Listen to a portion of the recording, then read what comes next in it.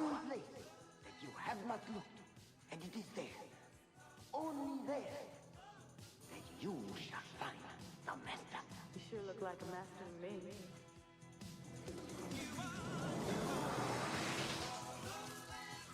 All right, Leroy. Who's the one and only master? I am.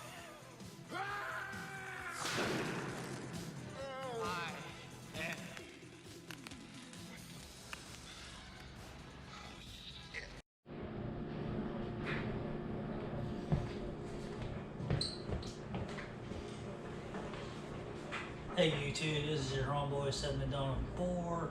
I'm gonna end up making a quick video for the battery ends up dying. I know I don't have very much longer to do the video because of the battery about getting it down with GoPro. I'm gonna make it quick and simple. As I hate cheesy movies like The Last Train. With Gordon Berry in it, the one that portrayed as a wannabe Bruce Lee. He tried to, he did good in the part, being the Bruce Lee wannabe. But on the scene where when it comes to conclusion, when training in the martial arts itself, when you get into a fight, nobody's going to ask you, say, who's the master, stuff like that, like they do in the movies, or, they don't go around, challenging people to a duel of death and stuff like that in real life. But only when you train in the martial arts itself, over the years, your martial arts experience is what your body will remember all the mechanics that it's gone through of the hardship and the training and over the years of dedication to the art itself. Maybe it'd be in boxing, maybe in karate, taekwondo, judo, jiu-jitsu, Wing Chun, kung fu, whatever it may be. But only a true person that can call themselves the master is if they put in the work. If they put in the work over the years on training, they can really truly call themselves a master. And they don't even really have to have a 9th degree black belt in the system. They can have no rank at all, and they can still be good as a professional master. So really, technically, the master is always has been inside of us, no matter what art we study. We just gotta search for it on our own. No, we will not have the red glow around our hands when we're fighting. No, we won't have the yellow glow that they proclaimed in The Last Train. Oh, you have some type of glow, once you find out that you are the master yourself in your own craft. So, really, technically, it's all come down to this, is that it's just years of experience and years of training that people go through, and people get confused when they see it on the movies. They think, oh, that would really happen. No, when you see it on the movies, that's just for the movies. It don't happen in real life.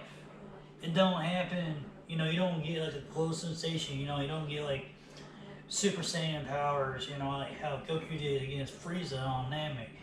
You don't get like Spider-Man's power and get bitten by a spider overnight, and start webbing people.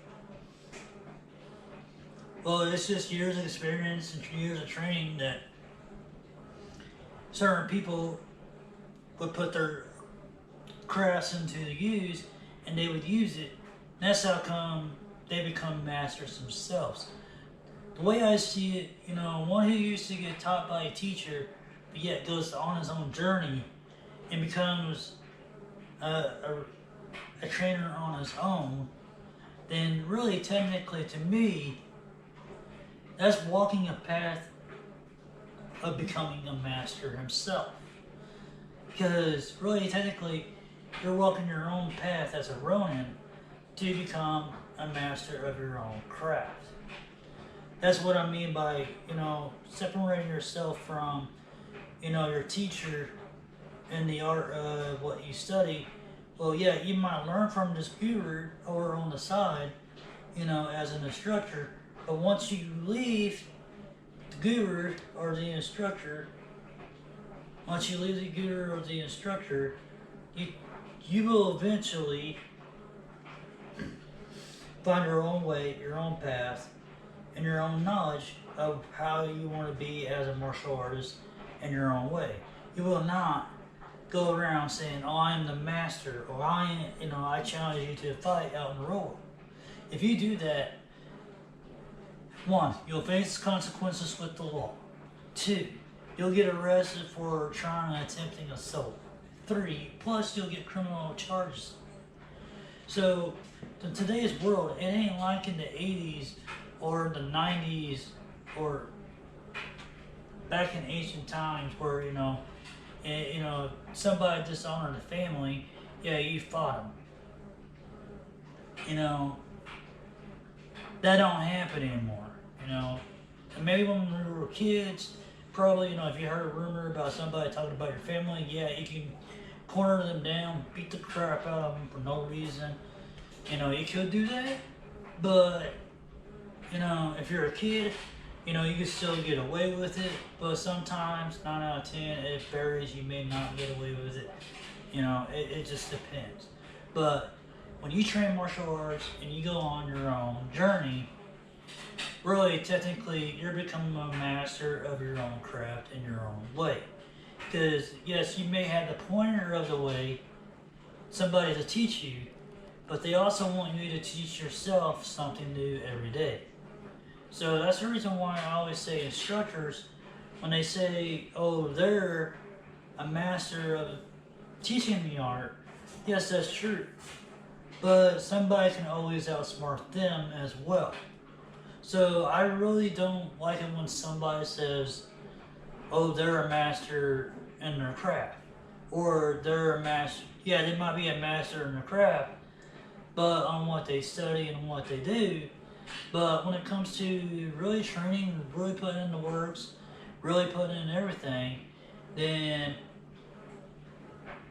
you're walking your own journey on the rounin, becoming your own master, not really calling no one a master. You just train, you put in the works, you read out of books, you read self-help books, you read motivation books, and then you also read martial arts self-defense books on your own. You put in the training in out of the books that you learn out of, and then as I go along, I use Bruce Lee's quote: use what is useful and don't use what is useless. And the reason why I use that quote, because that's helped me out in my martial art journey, because the thing of it is, with that quote, it does make sense. Because you want to use what is useless in a fight. You would use what is more useful and more effective in a fight. Let's say, most fights end up with boxing anyway. It's most of the time. Sometimes it might, use wrestling. That's another topic. Most of the time it might be a martial art fight. It might actually be an MMA brawl. You never know. So, but mostly 9 out of 10 is usually a boxing match or two, a kickboxing match. I might usually see one that goes down to the ground, but barely seldom. So, I'm not saying it can happen, but it can happen. But like I'm saying is that, nobody's going to ask you if you're the master on the street, in a street fight, and what you study. So don't believe, what you see on the movies and like old kung fu films like The Last Dragon, or, like some of those old Chinese kung fu films. They get a book and they study out of it and they proclaim that they're a master in the art themselves. And to me, that's not really true. Most people, they do hire somebody to train them. I'm not saying you can't learn from books, because right now I am learning on flashing steel, mastering the issue and riding swordsmanship. I am fascinated by the samurai arts, which karate is a samurai art. I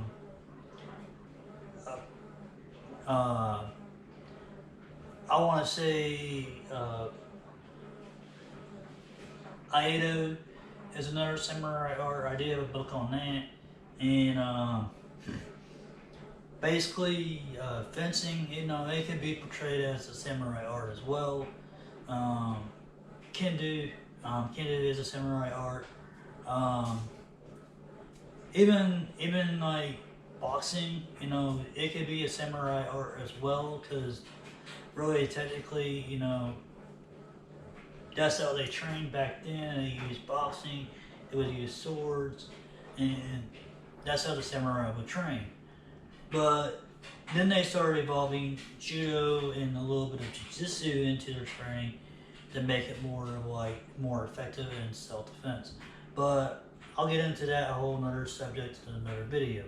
What I'm saying is that when you're a master, when you become a master of your own craft, you do not get the glow. You do not get the glow that's around you, as they proclaim in The Last Dragon, the movie. So, if you think that, if you train an art for 15 years of your life, and you dedicate yourself to your craft, and even though you stayed the same rank for a long time, like a first degree black belt, whatever, does that mean you're a master in that rank?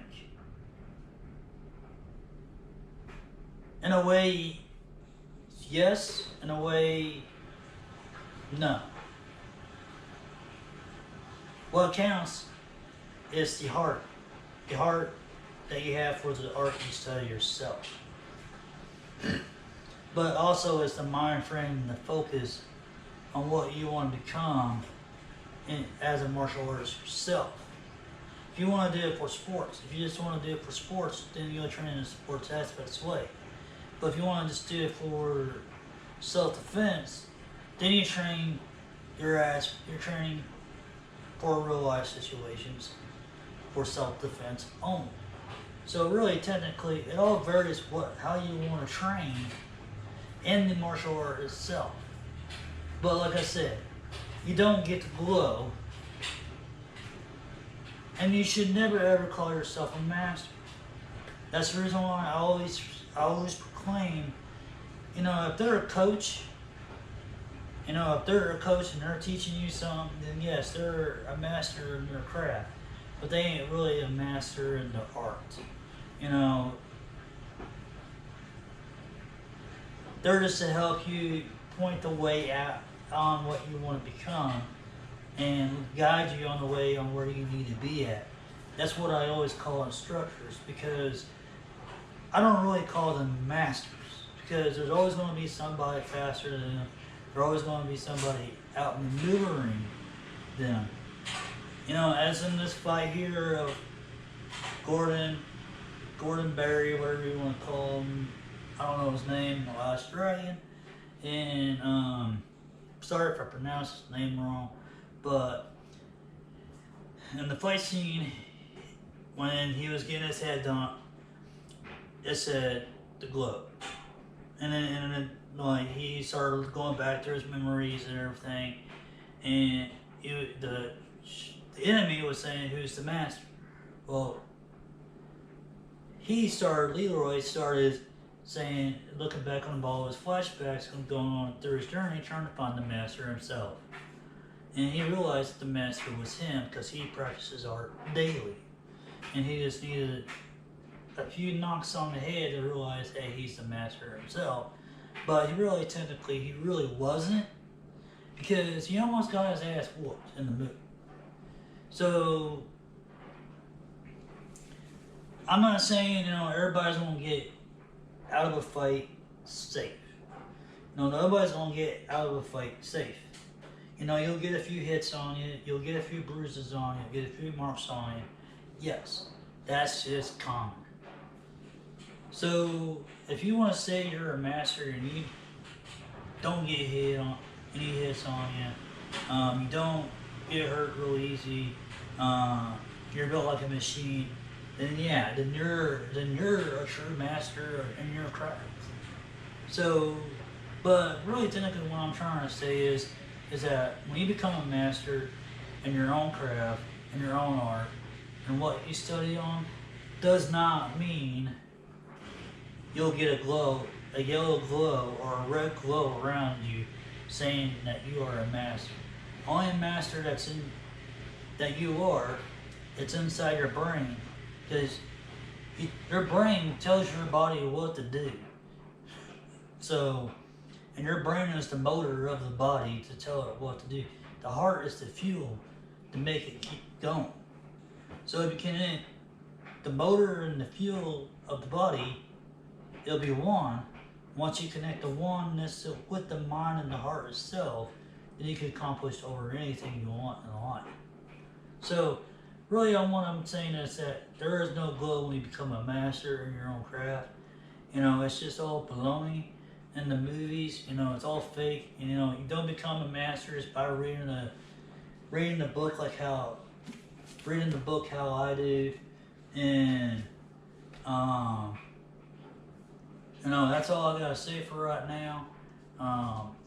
I just want to get that off the chest. A lot of people say, oh, they study this out of books and everything. They think they're a master in their craft, and they ain't no master in their craft. Man, they're a master. They might be a master in their art themselves, but on what they know.